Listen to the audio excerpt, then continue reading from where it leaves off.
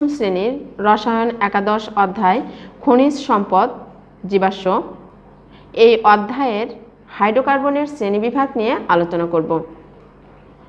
এখন হাইড্রোকার্বনের শ্রেণীবিভাগ জানার আগে আমাদের জানতে হবে যে হাইড্রোকার্বন কি। হাইড্রোকার্বন হচ্ছে শুধুমাত্র কার্বন এবং হাইড্রোজেন দ্বারা গঠিত যৌগকে হাইড্রোকার্বন বলে। লক্ষ্য করো, আমরা হাইড্রোকার্বনকে সরাসরি জৈব যৌগ বলি। আসলে এই হাইড্রোকার্বন এবং জৈব যৌগের মধ্যে সূক্ষ্ম দৃষ্টিকোণ থেকে কিছুটা পার্থক্য রয়েছে। সেটি হলো হাইড্রোকার্বনে কার্বন এবং হাইড্রোজেন থাকবে, কিন্তু জৈব যৌগ কি কার্বন এবং হাইড্রোজেন ছাড়াও থাকবে ফসফরাস, অক্সিজেন, নাইট্রোজেন, সালফার আর হ্যালোজেন যে মৌলগুলো সেই হ্যালোজেন মৌল থাকবে। সেই সকল যৌগকে আমরা বলবো জৈব যৌগ। মনে রাখার সুবিধার জন্য আমরা কি করব দেখো, PONS এটা দ্বারা কিন্তু তোমরা মনে রাখতে পারো পন্স, যেটাকে জুতা বলা হয়, এবং হ্যালোজেন মৌলগুলো, অর্থাৎ কার্বন এবং হাইড্রোজেন দ্বারা গঠিত এবং এদের জাতকসমূহকে। জাতকসমূহ বলতে কি, এই যে ফসফরাস, অক্সিজেন, নাইট্রোজেন, সালফার এদের যে কোনো একটা থাকতে পারে, অথবা থাকতে পারে হ্যালোজেন মৌল, এদেরকে একত্রে জৈব যৌগ বলা হয়।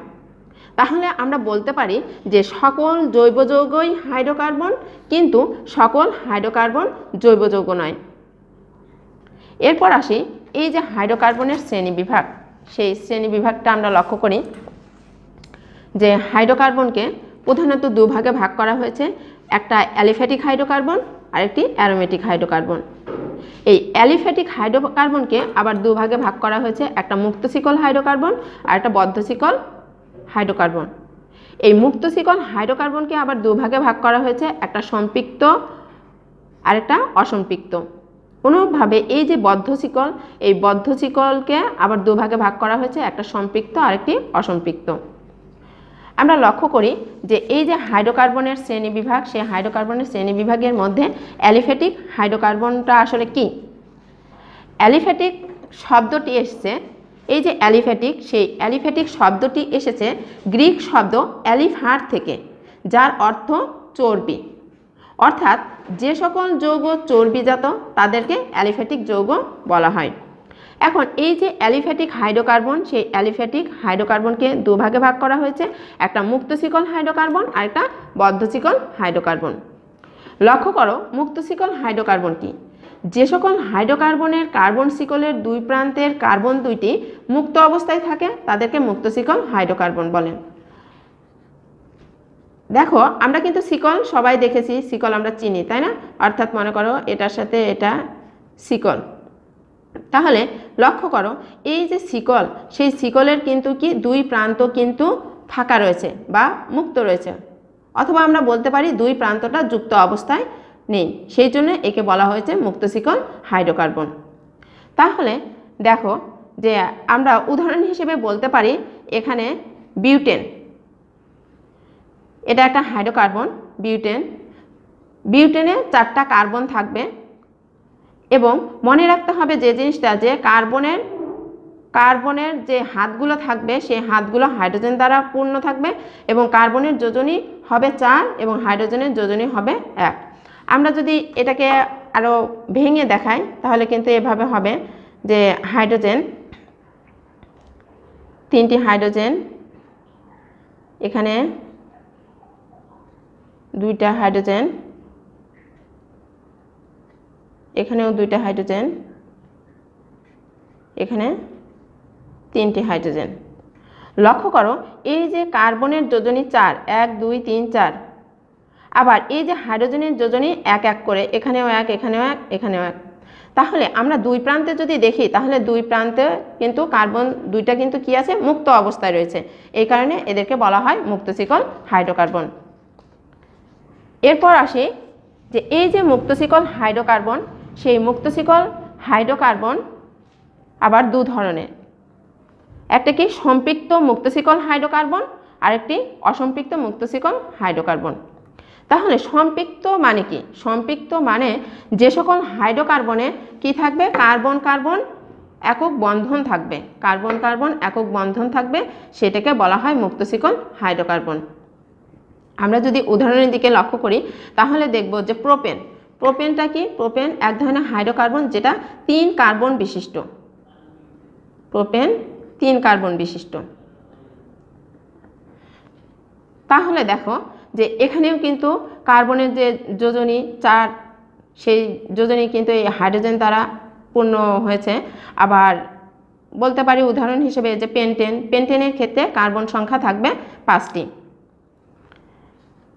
এরপর দেখো অসম্পৃক্ত মুক্তশিকল হাইড্রোকার্বন। আমাদের মনে রাখতে হবে যে সম্পৃক্ত অর্থই হচ্ছে কার্বন কার্বন একক বন্ধন থাকবে, আর অসম্পৃক্ততে থাকবে হচ্ছে কার্বন কার্বন দ্বিবন্ধন অথবা কার্বন কার্বন ত্রিবন্ধন। তাহলে এই অসম্পৃক্ত মুক্তশিকল হাইড্রোকার্বন কি? যে মুক্তশিকল হাইড্রোকার্বনে কার্বন কার্বন দ্বিবন্ধন বা কার্বন কার্বন ত্রিবন্ধন থাকে তাকে অসম্পৃক্ত মুক্তশিকল হাইড্রোকার্বন বলেন। উদাহরণ হিসেবে আমরা বলতে পারি ইথিন বা ইথিলিন। ইথিন বা ইথিলিন। লক্ষ্য করে এই যে এখানে বলা হয়েছে যে কার্বন কার্বন কার্বন কার্বন দ্বিবন্ধন, এই কার্বন কার্বন দ্বিবন্ধনের জন্যই সেটা অসম্পৃক্ত মুক্তশিকল হাইড্রোকার্বন। তাহলে এখানে যদি আমরা এভাবে দেখাই তাহলে হয় দেখো যে কার্বনের কিন্তু 4টা হাতই পূরণ হয়েছে, অর্থাৎ 2টা 3টা 4টা। অনুরূপভাবে এদিকে যদি আমরা লক্ষ্য করি তাহলে 2টা 3টা 4টা। অনুরূপভাবে হাইড্রোজেনের যোজনীও কিন্তু 1 ফিল আপ হয়েছে। আবার বলতে পারি যে কার্বন কার্বন ত্রিবন্ধন থাকলেও সেটা অসম্পৃক্ত মুক্তশিকল হাইড্রোকার্বন। তাহলে লক্ষ্য করো এখানে কিন্তু কার্বন কার্বন ত্রিবন্ধন রয়েছে। এটাকে যদি আমরা গাঠনিক সংকেত আকারে দেখাই তাহলে এইভাবে দেখানো যাবে। এটাকে বলা হয় ইথাইন বা অ্যাসিটিলিন।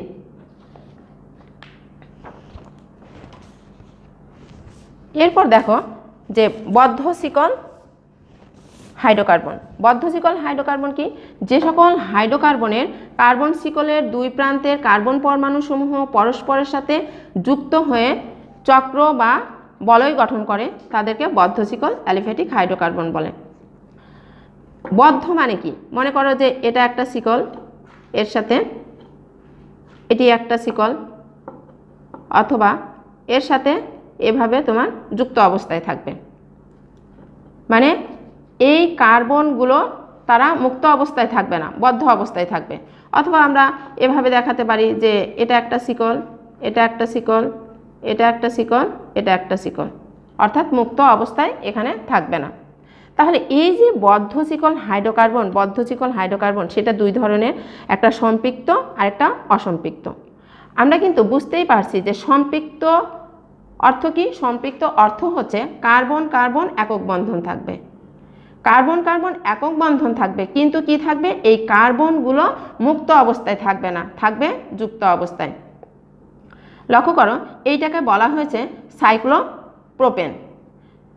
প্রোপেন কেন বলা হয়েছে? 3টা কার্বন রয়েছে, এই কারণে বলা হয়েছে প্রোপেন। সাইক্লো কেন বলা হয়েছে? দেখো যেহেতু এটি সাইকেল বা চাক্রিক, এ কারণে বলা হয়েছিল সাইক্লোপ্রোপেন। অনুরূপভাবে আমরা বলতে পারি যে সাইক্লোবিউটেনের কথা। তাহলে আমরা 4টা আগে কার্বন দিব, 4টা কার্বন দেওয়ার পরে আমরা কি করব? 2টা করে হাইড্রোজেন বসাবো। এটাকে বলা হয় সাইক্লোবিউটেন। সাইক্লোবিউটেন।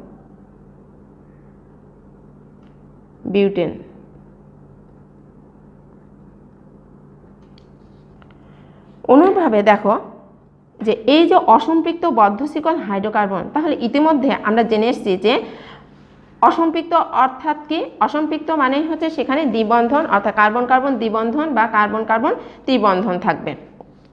তাহলে এক্ষেত্রে দেখো, এক্ষেত্রে যে কোনো জায়গাতে তোমার একটা দ্বিবন্ধন থাকবে।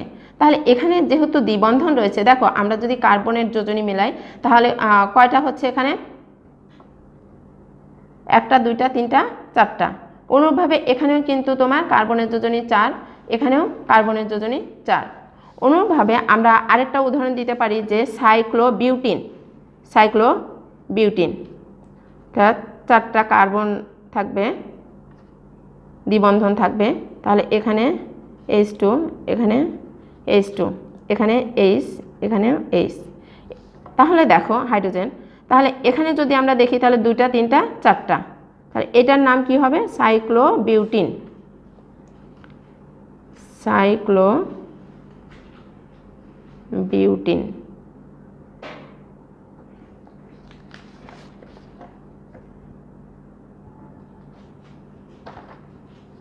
এখন এই যে সম্পৃক্ত মুক্তশিকল হাইড্রোকার্বন, একে আমরা বলতে পারি যে সম্পৃক্ত মানেই হচ্ছে কার্বন কার্বন একক বন্ধন, কার্বন কার্বন একক বন্ধন, এটাকে বলা হয় অ্যালকেন। আর অসম্পৃক্তর মধ্যে আবার 2 ধরনের, যেটা কার্বন কার্বন, কার্বন কার্বন দ্বিবন্ধন যেটা, সেটাকে বলা হয় অ্যালকিন। অ্যালকিন। আর কার্বন কার্বন ত্রিবন্ধন যেটা, সেটাকে বলা হয় অ্যালকাইন।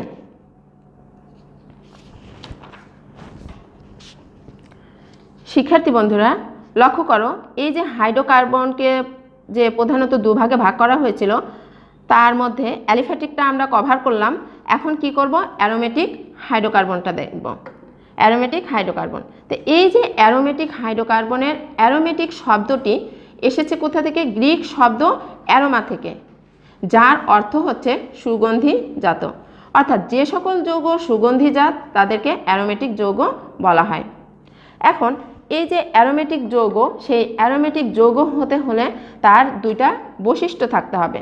সেই 2টা বৈশিষ্ট্য কি? একটা থাকবে হচ্ছে বেনজিন বলয় থাকবে, আরেকটা থাকবে সঞ্চারণশীল ইলেকট্রন। এখন লক্ষ্য করো যে বেনজিন বলয়টা কি?